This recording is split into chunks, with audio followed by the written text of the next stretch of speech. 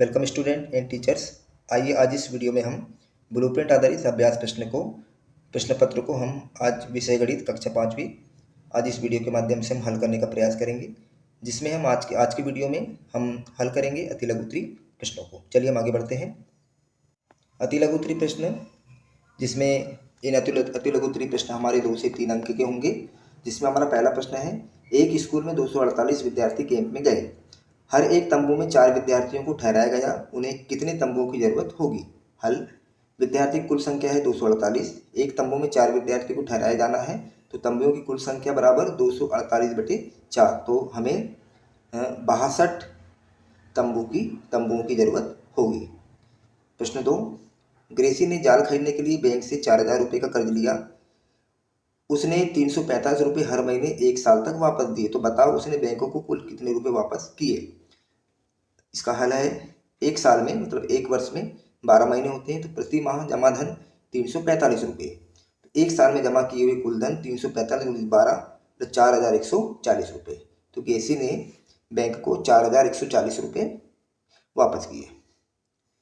प्रश्न 3, सेमोन ने 6000 रुपये उधार लिए। उसने 495 रुपये हर महीने 1 साल तक वापस दिए। अब उसे और कितना पैसा वापस करना होगा? सेमुअल द्वारा उधार ली गई राशि 6000 रुपये, हर माह वापस की गई राशि 495 रुपये, अतः 1 साल मतलब 12 माह में वापस की गई राशि 495 × 12 5940 रुपये। सेमुअल द्वारा वापस की जाने वाली और राशि की मात्रा 6000 में से हमें 5940 को घटा देंगे तो 60 रुपये। अब उसे 60 रुपये वापस करना होगा। एक रेलगाड़ी 80 किलोमीटर प्रति घंटे की चाल से चलती है, तो उसे 360 किलोमीटर की दूरी तय करने में कितना समय लगेगा? इसका हल है, रेलगाड़ी 80 किलोमीटर प्रति घंटे की चाल से चलती है। 365 किलोमीटर दूरी तय करने में कुल लगा समय 360/80, तो 4.5 घंटे या 4 घंटे 30 मिनट। उसे दूरी तय करने के लिए 4 घंटे 30 मिनट लगेंगे। एक व्यक्ति ने मोटरसाइकिल खरीदने के लिए बैंक से 65,000 रुपये का कर्ज लिया। उसने एक वर्ष में कुल मिलाकर 78,684 रुपये वापस किए। बताइए उसने हर महीने कितने रुपये वापस किए? इसका हल है, व्यक्ति द्वारा एक वर्ष में कुल वापस की गई धनराशि 78,684 रुपये। एक वर्ष मतलब 12 माह, प्रत्येक माह वापस की जाने धनराशि 78,684 में 12 का भाग दे देंगे तो 6,557 रुपये उसे हर महीने वापस किए। गोदाम में 10,520 किलो गेहूँ, 9,848 किलो मक्का और 8,797 किलो बाजरा रखा है। गोदाम में रखे कुल अनाज की मात्रा बताइए। इसका हल है, गोदाम में गेहूँ, मक्का और बाजरा क्रमशः 10,520 किलो, 8,797 किलो व 9,845 किलो है। गोदाम में कुल अनाज की मात्रा हमें तीनों को जोड़ देना है, तो यहाँ पे हमारा जो कुल अनाज की मात्रा आ जाएगी 29,165 किलो। दी गई आकृति में उन कोणों की संख्या ज्ञात कीजिए जो समकोण से कम है। तो समकोण से कम वाले कोणों की संख्या है 5। अक्षर ई में कितने समकोण हैं? अक्षर ई में 4 समकोण हैं। दी गई घड़ी में समकोण बनाती हुई घड़ी की सुइयां बनाकर तथा समय भी लिखिए। तो इस तरह से 3 बजेंगे हमारे, तो समकोण त्रिभुज बन जाएगा। 120 अंश, 30 अंश, 90 अंश को कोणों के प्रकार के आधार पर वर्गीकृत कीजिए। समकोण 90 अंश, समकोण से अधिक 120 अंश, समकोण से कम 30 अंश।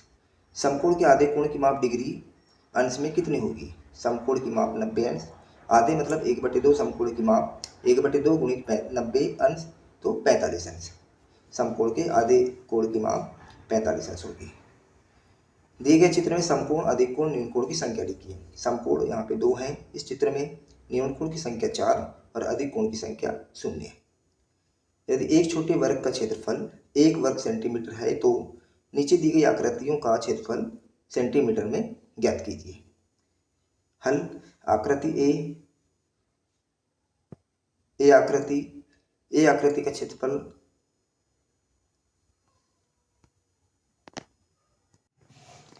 ए आकृति का क्षेत्रफल आकृति के अंदर 1 सेंटीमीटर भुजा वाले वर्गों की संख्या 30 वर्ग सेंटीमीटर और बी आकृति वाले बी के अंदर 1 सेंटीमीटर भुजा वाले वर्गों की संख्या 14 वर्ग सेंटीमीटर है। दिए गए चित्र में प्रत्येक वर्ग का क्षेत्रफल 1 वर्ग सेंटीमीटर है। आकृति एबीसी का क्षेत्रफल ज्ञात कीजिए। तो दी गई आकृति एबीसी का क्षेत्रफल 6 पूरे वर्ग प्लस 4 आधे वर्ग, 6 वर्ग सेंटीमीटर धन 1/2 गुणित 4 वर्ग सेंटीमीटर, 6 वर्ग सेंटीमीटर धन 2 वर्ग सेंटीमीटर। तो एबीसी का क्षेत्रफल हो जाएगा 8 वर्ग सेंटीमीटर। नीचे दी गई आकृति का परिमाप ज्ञात कीजिए जबकि प्रत्येक वर्ग की भुजा की लंबाई 1 सेंटीमीटर है। आकृति का परिमाप घेरे की कुल लंबाई या सभी भुजाओं की लंबाई का योग 5 धन 4 धन 5 धन 4 तो 18 सेंटीमीटर। नीचे दी गई आकृति का परिमाप ज्ञात कीजिए। प्रत्येक खाने की भुजा 1 सेंटीमीटर है। दी गई आकृति में प्रत्येक खाने की भुजा 1 सेंटीमीटर है। सभी खानों की लंबाई का योग 22, अतः दी गई आकृति का परिमाप 22 सेंटीमीटर। 4/5 की कोई 3 समतुल्य भिन्न लिखिए। 4/5 की 3 समतुल्य भिन्न, 4/5 गुणित 2/2 बराबर एक समतुल्य भिन्न हमारी 8/10। दूसरी है 4/5 गुणित 3/3, दूसरी हमारी समतुल्य भिन्न है 12/15। 4/5 गुणित 4/4, तीसरी हमारी समतुल्य भिन्न है 4/5 की 16/20। इसी तरह 1/3, 1/5, 2/3 और 8/9 के समतुल्य भिन्न लिखना है। 1/3 में समतुल्य भिन्न है इसके 2/6, 3/9, 4/16। 1/5 के समतुल्य भिन्न है 2/10, 3/15, 4/20। 2/3 की समतुल्य भिन्न है 4/6, 8/12। 8/9 की 3 समतुल्य भिन्न है 16/18, 24/27 और 32/36। दी गई आकृति का कितना भाग छायांकित है? आकृति का छायांकित भाग 6/18। संख्या 20 का गुणनखंड पेड़ बनाइए। 20 का गुणनखंड है 2, 20, 10, 5 दूनी 10, 10 दूनी 20, 5 दूनी 10, 10 दूनी 20 और 20 एकम 20। इस तरह से 20 के गुणनखंड पेड़ बना हुआ है। संख्या 36 के सभी गुणनखंड लिखिए। संख्या 36 सभी गुणनखंड 1, 2, 3, 4, 6, 9, 12, 18, 36। संख्या 12 के सभी गुणनखंड लिखिए। संख्या 12 के सभी गुणनखंड वे सभी संख्याओं के जिनमें 12 का पूरा विभाजित हो जाए। तो 12 के सभी गुणनखंड है 1, 2, 3, 4, 6, 12। संख्या के 4 के प्रथम 3 गुणन लिखिए।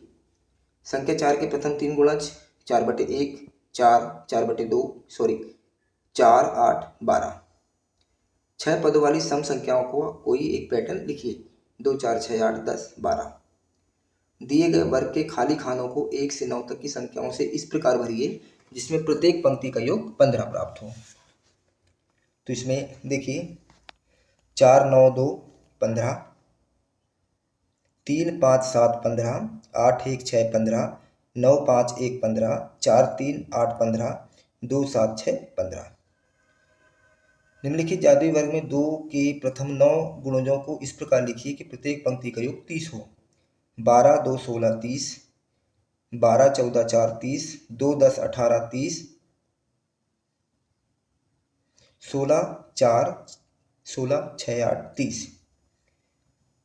इसी तरह दिए गए जादुई वर्ग को 3 के प्रथम 9 गुणजों से इस प्रकार भरिए कि प्रत्येक पंक्ति के योग 45 हो। इसी तरह 18, 21, 6, 45, 3, 15, 27, 45, 24, 9, 12, 45, 21, 15, 9, 45, 6, 27, 12, 45, 18, 3, 24, 45।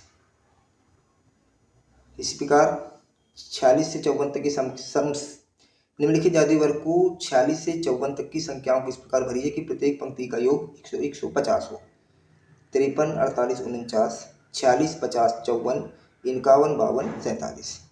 इनको हम सबको जोड़ेंगे ऊपर से नीचे आजू बाजू, इसका जो योग आएगा 150 आएगा। एक केले का मूल्य 3 रुपये 50 पैसे है, 3.50 रुपये है।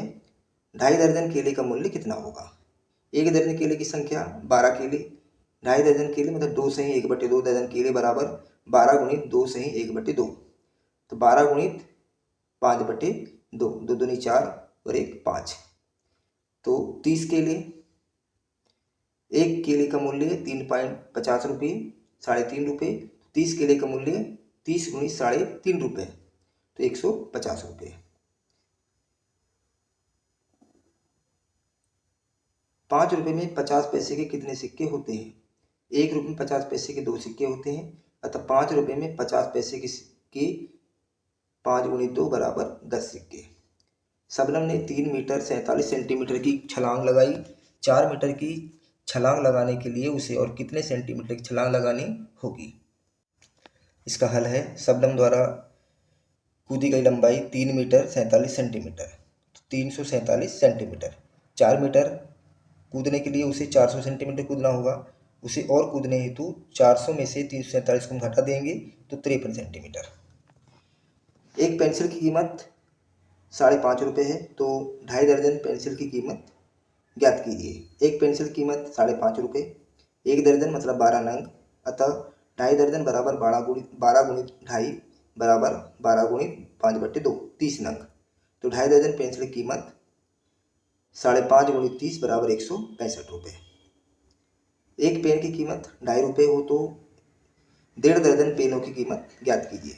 एक पेन की कीमत 2.5 रुपये, 1 दर्जन में 12 नंग, तो 1.5 दर्जन बराबर 12 गुणित 1/2, 12 गुणित 3/5 बराबर 18 नंग। 1.5 दर्जन में 18 नंग, अतः 1.5 दर्जन पेनों की कीमत 18 गुणित 2.5 रुपये बराबर 45 रुपये। एक साबुन की कीमत 12 रुपये 50 पैसे है, तो ऐसे 20 साबुनों का मूल्य ज्ञात कीजिए। एक साबुन का मूल्य 12 रुपये 50 पैसे, 20 साबुन का मूल्य 12 गुणित 50 गुणित 20, 250 रुपये। अपने आसपास की ऐसी 3 वस्तुओं के नाम लिखिए जो घन जैसी दिखती है। लूडो का पासा, घनाकार चाक का डिब्बा, रूबिक्स क्यूब जो जादुई घन होती है। ऐसी आकृति बनाई जिसे मोड़कर घन बनाया जा सकता है। आप देखिए, इस तरह से आकृति बनाई जा सकती है। एक ऐसी आकृति बनाई जिसे मोड़कर खुला डिब्बा बनाया जा सकता है। तो ये जो आकृति हमारी घन की तरह है, मोड़कर घन बनाया जा सकता है और इसे खुला डिब्बा बनाया जा सकता है।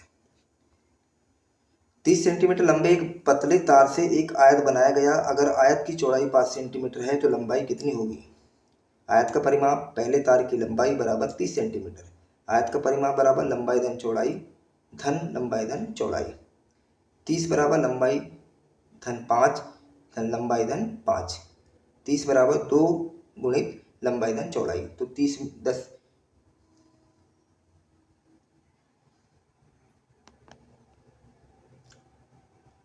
माइनस 10 बराबर 2 गुणित लंबाई बराबर 20 गुणित 20/2 बराबर 10 सेंटीमीटर। एक वर्गाकार बगीचे की बाड़ की लंबाई 20 मीटर है। बगीचे की एक साइड भुजा की लंबाई ज्ञात कीजिए। वर्गाकार बगीचे की बाड़ की लंबाई का परिमाप बराबर 20 मीटर। चूंकि वर्गाकार आकृति में 4 समान भुजाएं होती हैं, इसलिए एक भुजा की लंबाई 20/4 बराबर 5 मीटर। अतः वर्गाकार बगीचे की एक भुजा की लंबाई 5 मीटर। या दूसरी वर्गाकार बगीचे की बाड़ की लंबाई बराबर 20 मीटर। एक वर्ग का परिमाप बराबर 4 गुणित भुजा, 20 बराबर 4 गुणित भुजा, 20/4 बराबर भुजा, अतः भुजा आएगा। अतः वर्गाकार बगीचे की एक भुजा की लंबाई 5 मीटर। इसी तरह 498 में 13 का भाग देना है।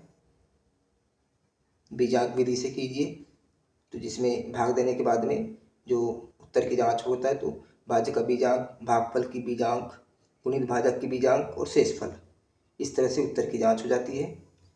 उसके बाद एक वर्गाकार बगीचे की बाड़ की लंबाई 16 मीटर है। बगीचे की एक भुजा कितनी लंबी होगी? वर्गाकार बगीचे की बाड़ की लंबाई 16 मीटर। वर्गाकार बगीचे में एक समान लंबाई की भुजाओं की संख्या 4, तो अतः बगीचे की प्रत्येक भुजा की लंबाई 16/4, तो 4 मीटर। ये ऊर्ध्वाधर तिर्यक विधि से गुणा है। इस तरह से गुणा करने के लिए आएगा, हम बच्चों को बता सकते हैं। उसके बाद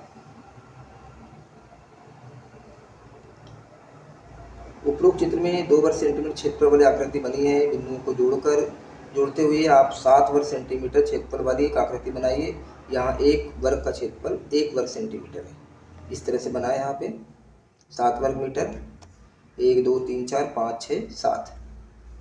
अंग्रेजी वर्णमाला के उन अक्षरों को लिखिए जो आधा घुमाने पर पहले जैसे दिखते हैं। इसमें HINOSX। प्रश्न 46, 24 सेंटीमीटर लंबे एक पतले तार से आयत बनाया गया। अगर आयत की चौड़ाई 5 सेंटीमीटर हो तो उसकी लंबाई कितनी होगी?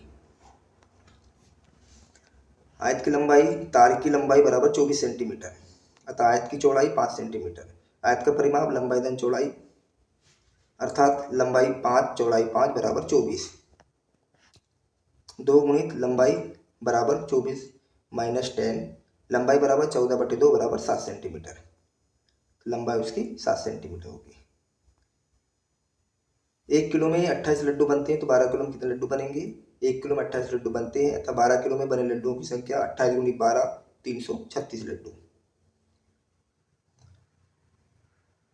एक आयत जिसकी लंबाई 12 सेंटीमीटर चौड़ाई 8 सेंटीमीटर है, इस आयत को पूरा ढकने के लिए 4 वर्ग सेंटीमीटर के कितने डाक टिकटों की जरूरत होगी? आयत की लंबाई 12 सेंटीमीटर चौड़ाई 8 सेंटीमीटर, आयत का क्षेत्रफल 12 गुणित 8 बराबर 96 वर्ग सेंटीमीटर।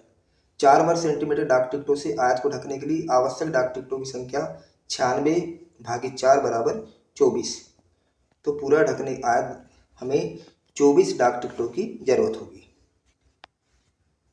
एक दुकानदार ने 4525 संतरे खरीदे और उन्हें एक जैसे 25 डिब्बों में रखा। प्रत्येक डिब्बे में कितने संतरे होंगे? कुल संतरे 4525, एक समान डिब्बों की कुल संख्या है 25। प्रत्येक डब्बे में रखे जाने वाले संतरों की संख्या 4525 में हमें 25 का भाग दे देंगे तो प्रत्येक डब्बे में 181 संतरे भरे गए। इसी तरह 538 में 12 का भाग देना है बीजांक विधि से, हम अपने कक्षा में बच्चों को हल करा सकते हैं। इस तरह से उत्तर की जांच भी कर सकते हैं। इसी तरह ऊर्ध्व तिर्यक विधि से गुणा करना है तो गुणा की विधि भी बच्चों को हम बताएंगे अपने बोर्ड में हल करके। तो इस तरह से हमने आज इस वीडियो में ब्लूप्रिंट आधारित अति लघुत्तरीय प्रश्नों को हमने हल किया जो 2 से 3 नंबर के आते हैं हमारे बोर्ड परीक्षा में। बोर्ड परीक्षा के लिए बहुत उपयोगी हैं। इसी तरह हम बच्चों की तैयारी कर सकते हैं जो आगामी परीक्षा बहुत ही आसान तरीके से सरल और सुदृढ़ हो। आप इस वीडियो को अधिक से अधिक शेयर करिए, वीडियो को लाइक करिए और चैनल को सब्सक्राइब करिए, जिससे आपको इसी तरह एक नए वीडियो का नोटिफिकेशन प्राप्त होता रहे। चलिए मिलते हैं इस तरह एक नए वीडियो के साथ।